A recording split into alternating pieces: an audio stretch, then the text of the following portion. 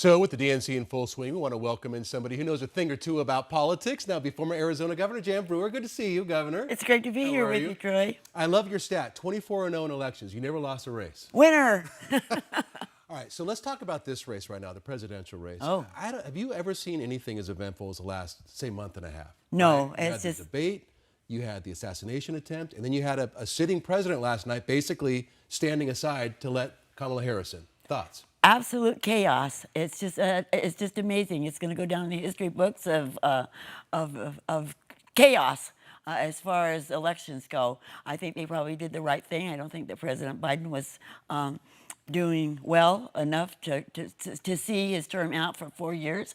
But certainly, you know, I'm sure that Kamala, I'm sorry, no. Kamala will carry on his tradition and his efforts. So some of the issues that Democrats, that side, have had here in Arizona over the last couple of years, really immigration, right? Which you dealt with quite a bit during your term as governor. Your thoughts on how they've handled immigration here? Well, I think it's been absolutely horrid. It's been absolutely horrible. They haven't did anything other than let them open up the gates and let everybody come in. And now we've got other places that are feeling the impact like we did here in Arizona. But people don't realize how much it really costs you when these people come in, whether they come in and they get in trouble and they end up in our jails, or they come in and they establish themselves and they send their kids to school, and then they get sick, they go to our hospitals. We have to pay the fee to the hospital. It's expensive. It just goes on, and the federal government doesn't give us any of the SCAP dollars that they're supposed to give to us. So give us a little inside baseball on that. You dealt with the Obama administration quite a bit and trying to get federal help down here. Are you able to pick up the phone and call the president or the chief of staff or somebody to say, look, we've got issues down here, we need some help? Oh, yeah, most of the time you could get through. You could talk to somebody, at least somebody in the office, not necessarily the president. I did call him a couple of times. Well, they're working on it, they're doing this, they're doing that. It would just go on and on and on. They didn't want our border secured. They didn't think that it was... Well, why not? I hear people say that all the time. Who doesn't want a secure border and why? Well, they don't want it because they want to bring in those people because they believe that the immigrants that are coming across the border at that time, probably still today, will be Democrat votes sooner or later. But they can't vote, right? But their kids. All right, I see what you... All right, let's talk about the economy if we can. That's another issue that the Democrats are facing right now, talking about the DNC. You inherited this state when we had that real estate collapse, a great recession, right? You said a $3 billion deficit with a $6 billion budget. $9 billion. $9 billion, but yeah, that's crazy.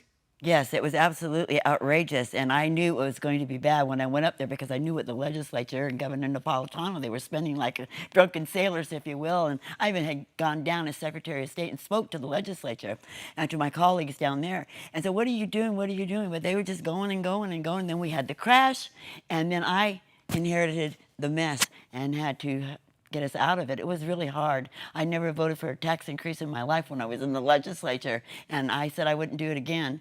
And when I was governor, but I succumbed, and I sent it to the vote of the people, and they believed me, and they trusted me, and they voted it, and it was temporary, and then it went away. But that's how we got out of that mess. And at the same time, we were able to establish the Commerce Authority. We did a lot of good things. We brought a lot of economy in. We came back very strong after that. We got about 30 seconds or so. You supported Donald Trump in his very first presidential bid. You did not his second one, and you're not this time. Well, you know, when you say not support, he's a Republican, we'll see. I have not endorsed him. I haven't been to the rallies. I haven't just really participated. Why? I'm looking more at the local elections. Right. And I wish that he would pivot and not be so radical in some of the things that he says and does. Well, I know that when presidents cross you, you can get very stern. So let's show that picture. Would you come back in a few minutes? Because former President Barack Obama speaking tonight at the DNC. So one of the most famous images, I think, of your governorship has to be this one, right? Are you going to give us the inside story of exactly what happened here? Yes. All right. Oh, see, I love that. All right, so we'll have that. Thank you very much, Governor. We'll see you in just a few minutes.